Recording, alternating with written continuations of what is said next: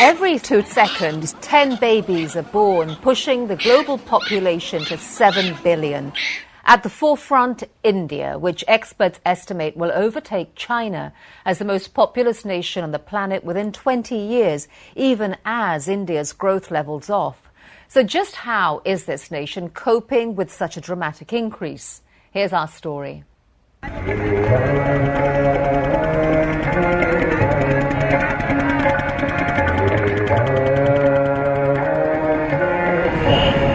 India. It's home to nearly 20% of the world's population. A sea of people flood the streets of main cities, including New Delhi, one of the most densely populated, where more than 10,000 people squeeze into every square kilometre.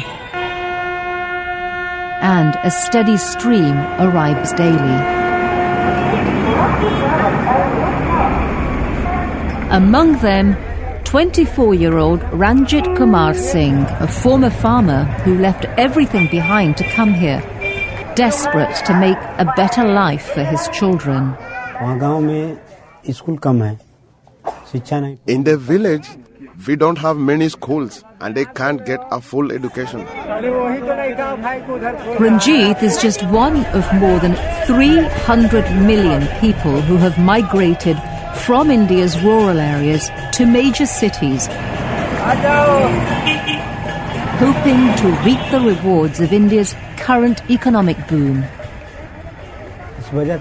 I came to Delhi so that I can earn some money and give my kids new opportunities.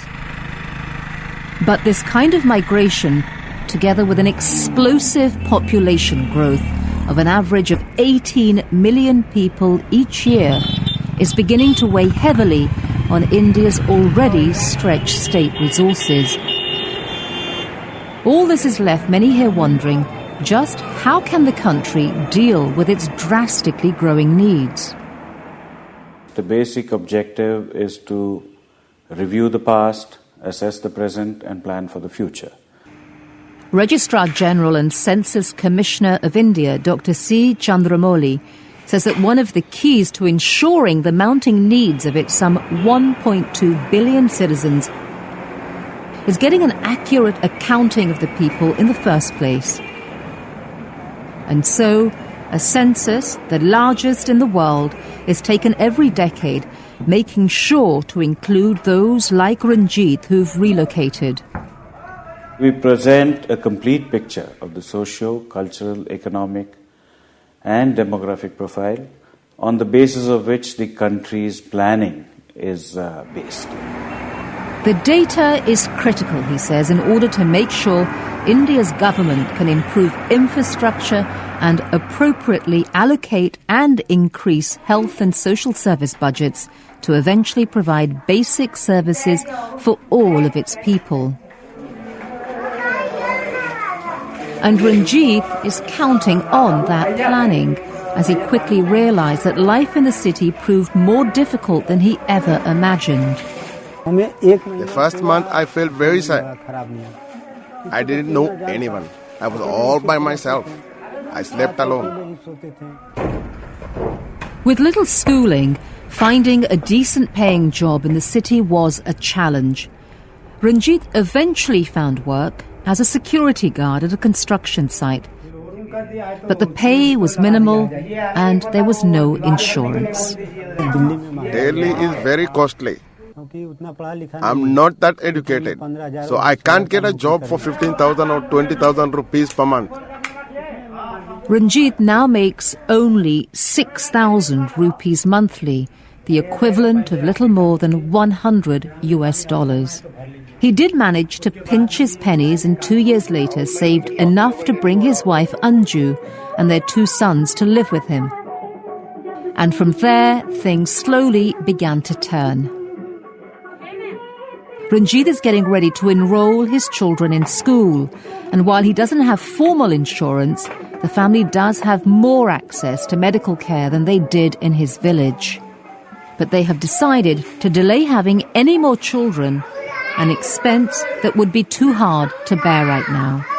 A lot of our work in India is addressed to providing good quality, temporary contraceptive methods to people so that when they want them, they can have them. Ina Singh is the Assistant Representative of the United Nations Population Fund, UNFPA, in India. She says that voluntary family planning efforts like Ranjit's and Anju's, as well as large-scale efforts to help slow the rate of India's population growth, also plays a crucial role in helping the country keep pace with its burgeoning needs. There has to be a range of contraceptive services, including female and male sterilization, but also including spacing methods. Methods, she says, that include encouraging young couples to postpone having children until a few years into marriage.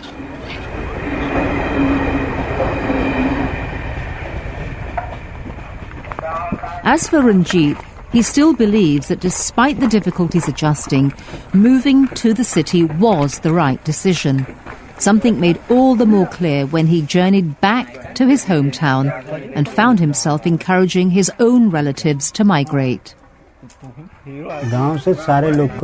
I'm bringing everyone from the village here so they can learn and they too can teach their kids. His brother Ranashish was listening to him, it seems. He quickly decided to visit Delhi to get a taste of city life. For now, Ranjit and his family, like the hundreds of millions of others who risked everything to start over from scratch, are left to dream and hope that their country can keep pace with its staggering rise.